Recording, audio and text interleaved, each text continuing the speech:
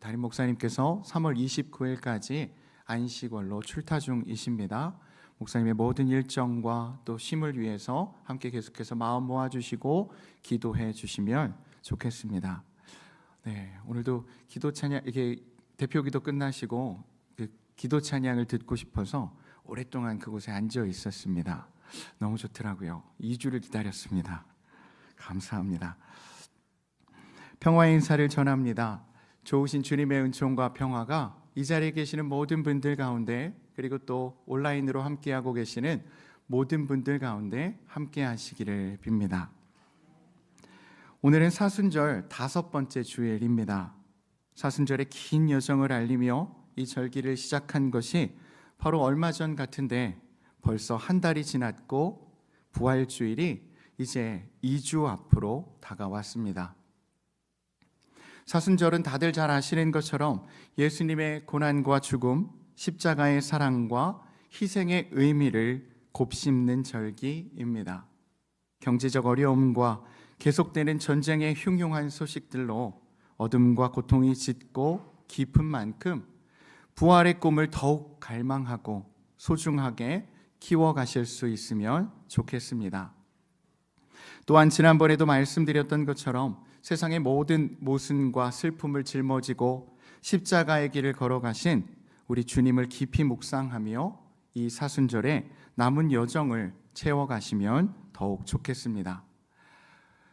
오늘은 히브리서의 말씀을 가지고 히브리서 기자가 그려내고 있는 예수님은 과연 어떤 분이신지를 살펴보고 히브리서 기자의 가르침을 따라 우리가 예수님을 따라 살아간다는 것이 과연 어떤 것인지를 함께 생각해 보려고 합니다.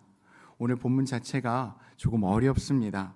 그래서 말씀을 잘 주의 깊게 보시면서 깊이 그 말씀의 의미를 곱씹으며 저와 함께 말씀을 읽어내려 가시면 좋겠습니다. 오늘 본문인 히브리서에서는 예수님을 대제사장으로 고백하고 있습니다. 오늘 본문 5장 10절의 말씀입니다. 함께 읽어보겠습니다. 하나님께 멜기세덱의 반차를 따른 대제사장이라 칭하심을 받으셨느니라. 복음서의 내용에 익숙한 분들은 예수님을 대제사장이라 칭하는 것에 있어서 조금은 의아하고 불편하게 생각할 수도 있겠습니다. 왜 그럴까요? 왜냐하면 복음서에 등장하는 대제사장들 때문입니다. 복음서에 등장하는 대제사장들은 어떤 사람들입니까? 그들은 예수님을 위협하고 예수님을 십자가의 죽음으로 내몰았던 사람들입니다. 마가복음 15장 1절의 말씀을 보십시오. 마가복음 15장 1절의 말씀입니다. 새벽에 대제사장들이 즉시 장로들과 서기관들 곧 온 공회와 더불어 의논하고 예수를 결박하여 끌고 가서 빌라도에게 넘겨주니, 이렇듯 예수님을 십자가의 죽음으로 내몰았던 이들이 바로 대제사장들입니다.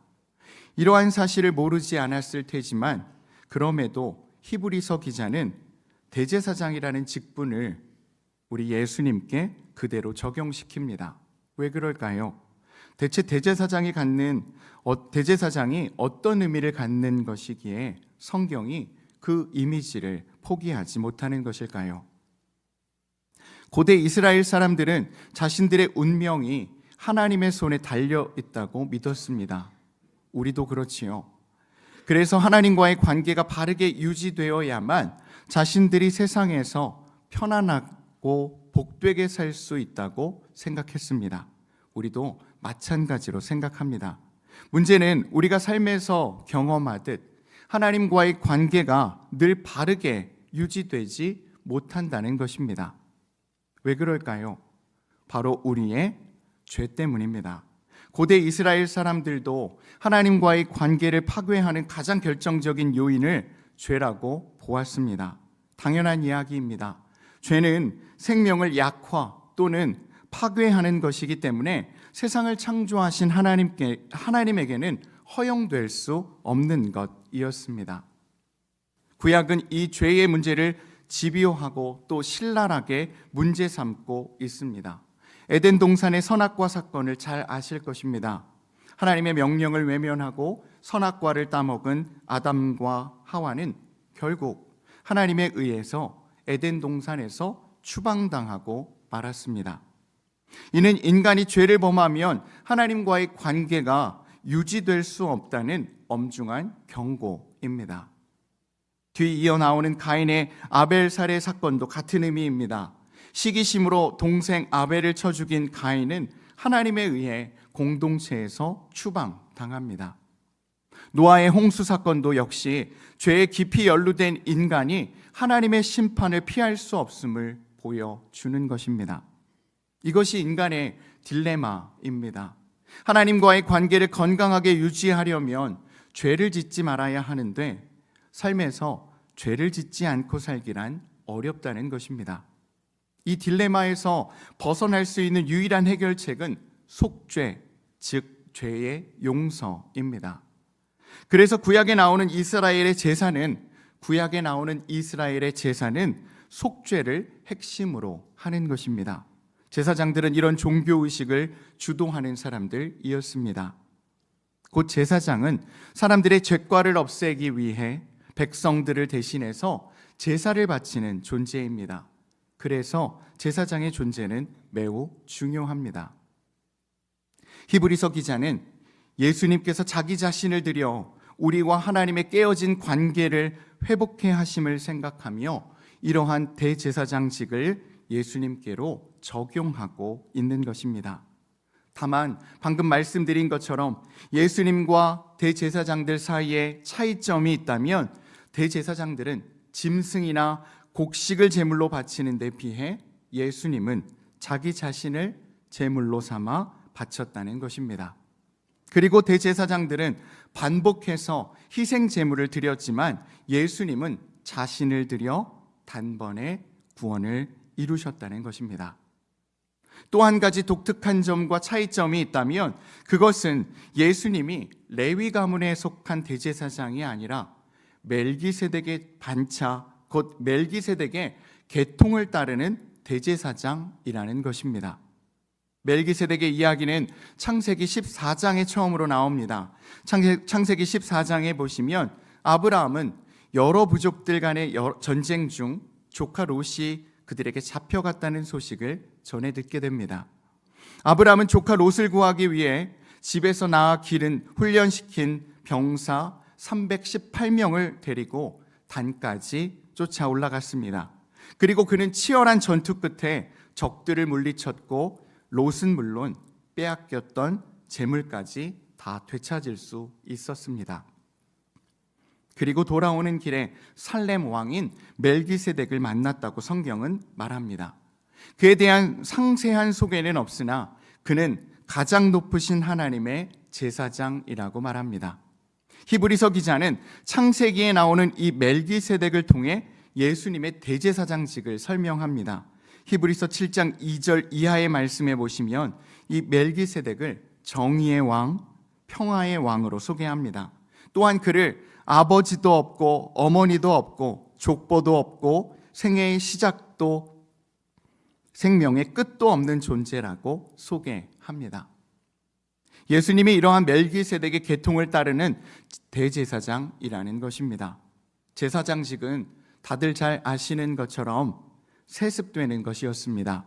그렇게 레위 가문에 속한 이들은 자동적으로 제사장이 되었고 그중 마다들은 대제사장이 되는 것이 주어진 운명이었고 그렇게 타고난 것이었습니다.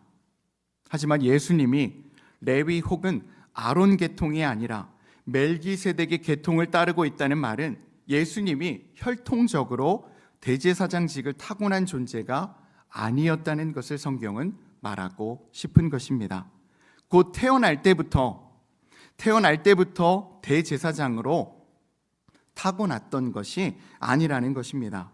다시 말해 예수님께서 어떤 자격을 갖추고 있어서 혹은 예수님이 무언가 특별한 능력이 있어서가 아니라 이는 곧 하나님의 부르심이었다고 말하고 있는 것입니다. 그것을 설명하는 내용이 오늘 본문 4절, 5절, 6절에 나옵니다. 오늘 본문 4절, 5절, 6절의 말씀을 함께 읽어보겠습니다.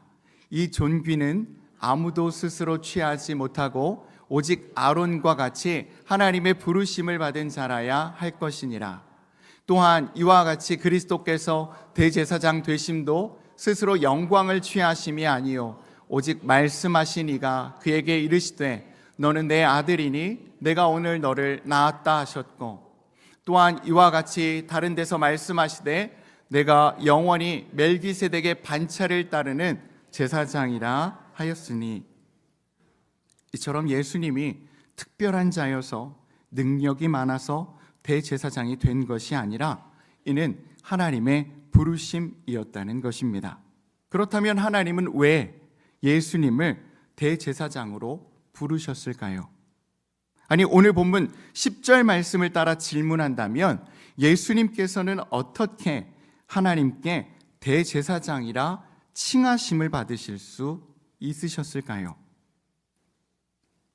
오늘 본문 2절과 7절 이하의 말씀이 이에 대한 답이 될 수 있겠습니다. 먼저 2절 말씀해 보시면 예수님께서 대제사장이 될 수 있었던 것은 그가 연약한 이들을 도울 수 있는 연약한 자였기 때문이라고 말합니다. 오늘 본문 2절의 말씀입니다. 함께 읽어보겠습니다. 그가 무식하고 미혹한 자를 능히 용납할 수 있는 것은 자기도 연약에 휩싸여 있음이라. 이를 세번역 성경으로 다시 한 번 더 읽어보겠습니다. 그는 자기도 연약에 휘말려 있으므로 그릇된 길을 가는 무지한 사람들을 너그러이 대할 수 있습니다. 이게 무슨 말씀일까요? 4절에 언급되고 있는 아론을 한번 생각해 보십시오. 그도 역시 흠이 많은 사람이었습니다. 출애굽기 32장에 나오는 금송아지 사건만 보아도 그렇습니다. 어느 날 모세가 하나님의 뜻을 구하기 위해서 짙은 구름이 드리운 거룩한 산에 올라 40일 40야를 하나님과 대면하느라 자리를 비웠습니다. 백성들은 언제 어떤 일이 벌어질는지 알 수 없는 상황에서 모세의 부재 상황이 지속되자 두려움에 사로잡혔습니다. 그래서 그들은 자구책을 강구하였습니다. 출애굽기 32장 1절의 말씀입니다. 백성이 모세가 산에서 내려옴이 더딤을 보고 모여 백성이 아론에게 이르러 말하되 일어나라, 우리를 위하여 우리를 인도할 신을 만들라. 이 모세 곧 우리를 애굽 땅에서 인도하여 낸 사람은 어찌 되었는지 알지 못함이니라. 아론은 우리를 이끌 신을 만들어 달라는 백성들의 요구를 끝내 물리치지 못하고 금송아지를 만들었습니다. 이는 참으로 부적절한 처신이었고 처벌받아 마땅한 잘못이었습니다. 이런 이유 때문일까요? 우리에게 아론은 그리 좋은 신앙의 모델로 여겨지지 못합니다. 그런데도 하나님은 그를 대제사장으로 세우셨습니다. 왜 그럴까요? 제사장들은 사람들을 위하여 하나님께 예물과 속죄의 희생 제사를 드리고 하나님의 뜻을 백성들에게 가르치고 그들에게 복을 빌어 주어야 했습니다. 이것이 바로 제사장의 존재의 이유였습니다. 그들이 그런 역할을 감당할 수 있었던 것은 흠없고 완전하고 잘난 사람들이기 때문이 아니라, 혹은 특별한 사람이기 때문이 아니라 자신들도 연약한 사람이고 아픔을 아는 사람이고 실수를 저지르는 사람이기에 다른 이들의 연약함에 공감할 수 있다는 것입니다. 자신의 약함과 자금을 잘 알기에 결코 다른 이들을 함부로 대하지 않는 것이고 그들의 약함과 부족함을 너그러이 용납할 수 있는 것입니다. 예수님께서도 이와 마찬가지로 우리와 같이 희노애락, 애오욕의 감정을 느끼시는 분이었습니다. 목석처럼 어떤 경우에도 흔들리지 않는 분이 아니었다는 말입니다. 곧 예수님도 세상에 계시는 동안 하나님 앞에 엎드려 눈물로 기도와 탄원을 올리셔야 했던 연약한 사람이셨고 아픔을 아는 사람이셨기에 우리의 연약함과 아픔에 깊이 공감하실 수 있으신 것입니다. 그래서 히브리서 기자는 4장 15절에서 이렇게 말한 것이겠습니다. 히브리서 4장 15절의 말씀입니다. 함께 읽어보겠습니다. 우리에게 있는 대제사장은 우리의 연약함을 동정하지 못하실 이가 아니요 모든 일에 우리와 똑같이 시험을 받으신 이로되 죄는 없으시니라. 우리는 대개 예수님을 완전하고 완벽한 분이고 능력이 많은 분이라고 생각하기에 우리와 같은 연약함을 가지신 분이라고 잘 상상하지 못합니다. 낯설기 때문입니다. 하지만 예수님께서 하나님이시면서 잠시 사람 흉내를 내셨던 분이 아니라 우리와 같이 연약한 사람이셨기에 7절의 말씀에서와 같이 예수님께서도 절박하게 하나님께 기도하실 수밖에 없었던 것이겠습니다. 오늘 본문 7절의 말씀입니다. 이 역시 함께 읽어보겠습니다. 그는 육체에 계실 때에 자기를 죽음에서 능히 구원하실 이에게 심한 통곡과 눈물로 간구와 소원을 올렸고 그의 경건하심으로 말미암아 들으심을 얻었느니라. 히브리서 기자는 예수님께서 심한 통곡과 눈물로 기도하셨다고 말합니다. 생각해 보십시오. 누가 이렇게 기도합니까? 언제 이렇게 기도하십니까? 우리의 기도가 절박해지고 간절해질 때가 언제입니까? 바로 우리의 힘으로 무엇 하나 할 수 없다고 느낄 때, 삶이 정말 벼랑 끝으로 내몰렸다고 느낄 때, 우리의 삶이 완전히 꼬였다고 느낄 때 우리는 이렇게 기도할 것입니다. 한마디로 우리의 마음이, 우리의 삶이 쫄리면 기도하는 것입니다. 그렇다면 우리가 기도하지 않는 이유는 무엇입니까? 내 힘으로, 내 능력으로, 우리의 힘으로, 우리의 능력으로 현재 주어진 일들을 다 감당할 수 있고 삶에 찾아오는 문제를 웬만하면 다 해결할 수 있다고 생각하기 때문일 것입니다. 곧 삶이 쫄리지 않는 것입니다. 그렇기 때문에 우리가 기도하지 않는 것이고 우리의 기도가 간절하지도 절박하지도 않은 것일 것입니다. 혹 그게 아니라면 우리 깊은 곳에는 하나님에 대한 신뢰가 없기 때문일 것입니다. 곧 하나님께서 행하실 일에 대한 기대가 없기 때문에 혹은 기도한다고 뭐가 달라지겠는가 하는 생각이 우리 마음 깊은 곳에 자리 잡고 있기에 우리는 기도하지 않는 것일 것입니다. 하지만 예수님은 기도하지 않고서는 살 수 없는, 하루하루를 살아낼 수 없는 삶의 자리 가운데 계셨던 것입니다. 그랬기에 심한 통곡과 눈물로 하나님께 기도를 드리셨던 것일 것입니다. 정말이지 기도 말고는 예수님께 다른 길이 없으셨던 것이겠습니다. 도무지 아무것도 할 수 있는 일이 없고 오직 하나님의 도움을 구하는 것밖에는 다른 길이 없었기에 이렇게 기도하셨던 것 아니겠습니까? 아울러 예수님께서 이렇게 간절하게 기도하실 수 있으셨던 것은 예수님은 진짜 하나님의 하실 일을 기대하고 하나님을 온전히 신뢰하셨기 때문일 것입니다.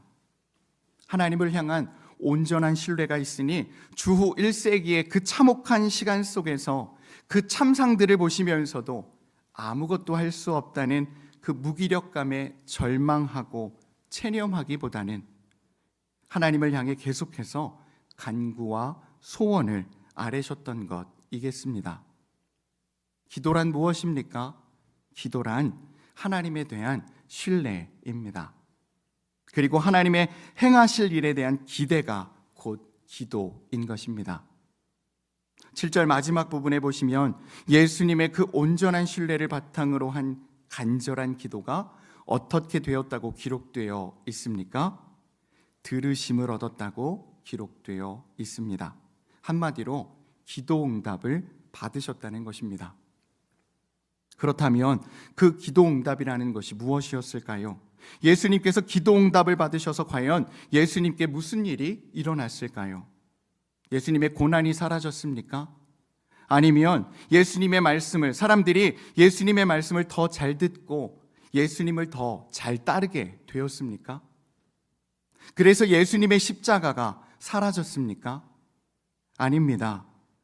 예수님의 고난은 그치지 않았고 사람들은 예수님의 곁을 떠나기 시작했으며 결국은 십자가의 형벌에까지 이르게 되셨습니다. 그런데도 히브리서 기자는 예수님의 기도가 응답받았다고 말합니다. 그렇다면 예수님은 과연 어떤 기도를 올리셨던 것일까요? 분명한 것은 고난이 없어지기를 기도드리셨던 것은 아니셨던 것 같습니다. 혹은 지금의 현실을 한 방에 뒤집어 엎을 수 있는 엄청난 능력이나 힘, 혹은 기회를 달라고 기도하셨던 것도 아닌 것 같습니다. 그렇다면 과연 무슨 기도를 드리셨을까요? 예수님께서 심한 통곡과 눈물로 그토록 간절하게 하나님 앞에 기도하셨던 그 기도의 내용은 과연 무엇이었을까요? 예수님께서 하셨던 기도는 복음서에 기록된 겟셋마네 동산의 기도를 생각할 때 지금 예수님께서 걷고 계시는 그 길에서 도망가지 않고 그 길에서 체념하지 않고 포기하지 않고 끝까지 그 길을 걸어갈 힘과 용기를 달라는 것이 아니었을까 생각해 봅니다. 그 길이란 무엇입니까? 포기하지 않고 체념하지 않고 예수님께서 끝까지 걸어야 하는 그 길이란 무엇입니까? 그 길은 바로 십자가의 길입니다.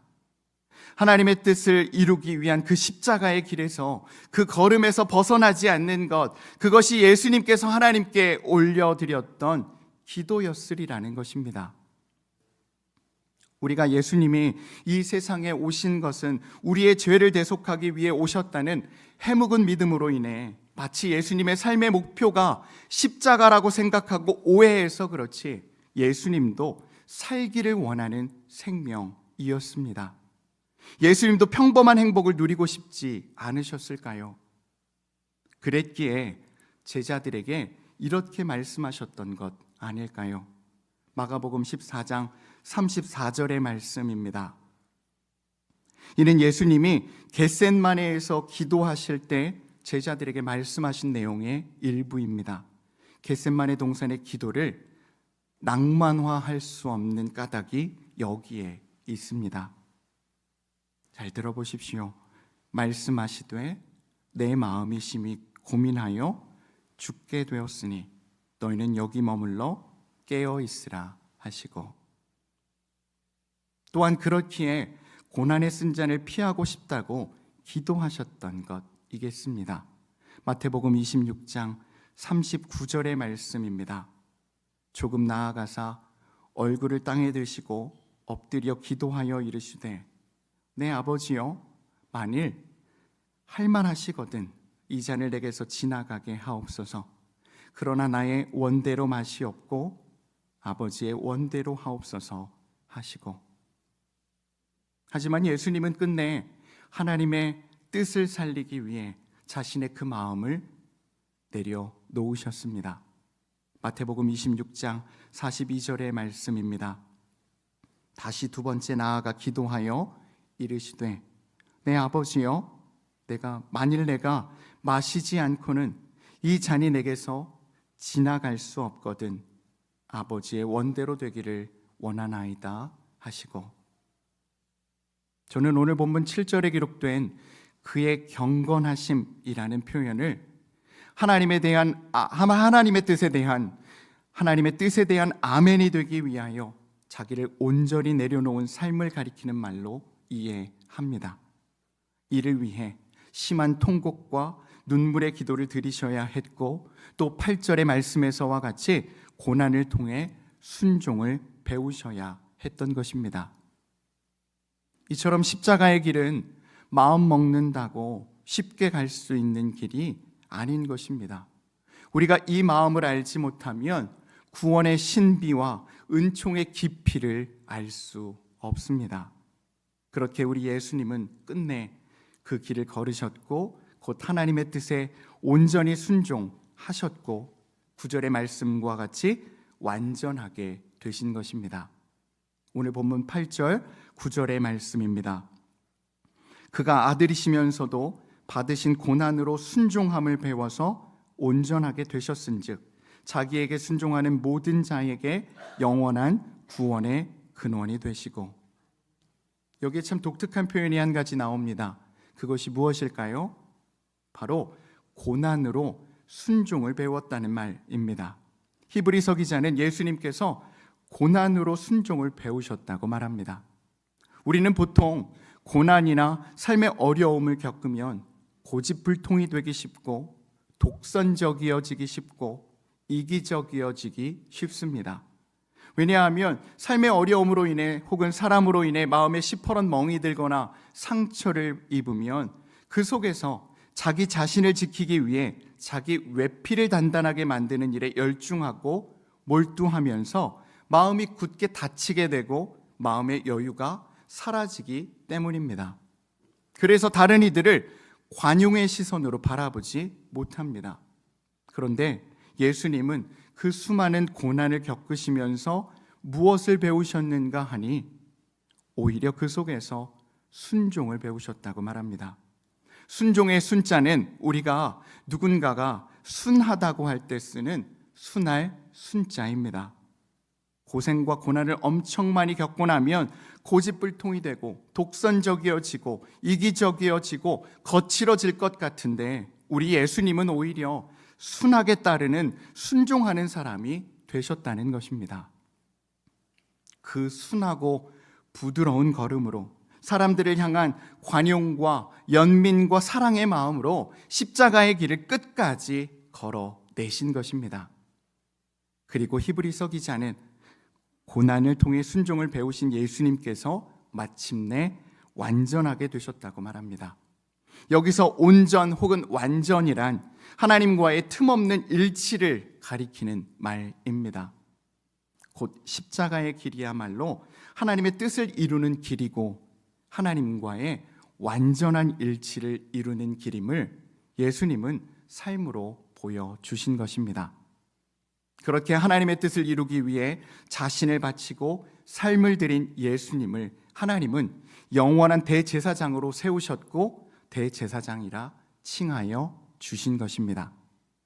그리고 하나님과 완전한 일치를 이루신 영원한 대제사장이신 예수님은 이제 자기에게 순종하는 모든 사람들에게 영원한 구원의 근원이 되어 주신 것입니다. 오늘 본문 9절의 말씀을 다시 한 번 더 읽어보겠습니다. 함께 읽겠습니다.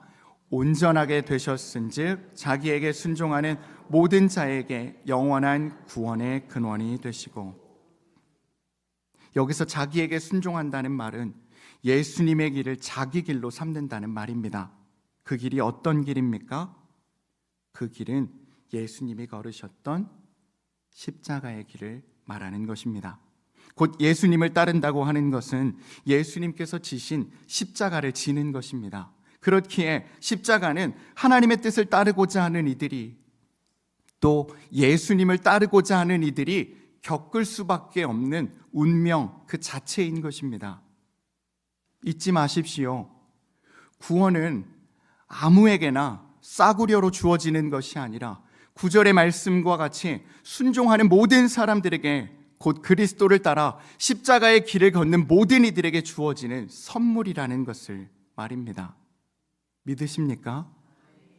구원은 아무에게나 싸구려로 주어지는 것이 아닙니다.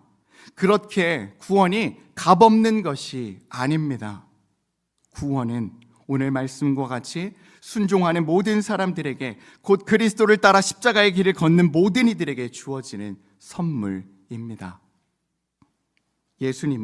우리 예수님은 지금도 그 길을 걷고 계십니다. 그리고 하나님의 뜻을 이루고 하나님과의 일치를 이루는 그 길로, 그 십자가의 길로 우리를 부르고 계십니다. 우리 주님이 가신 그 십자가의 길을 우리의 삶으로 우리가 겸허히 살아낼 때 우리 안에 구원의 기쁨이 회복될 것이며 하나님의 놀라운 은혜가 우리 삶 가운데 풍성하게 나타날 것입니다. 또한 그때에야 비로소 우리가 베드로전서 2장에서 베드로 사도가 말하는 하나님 부르신 왕같은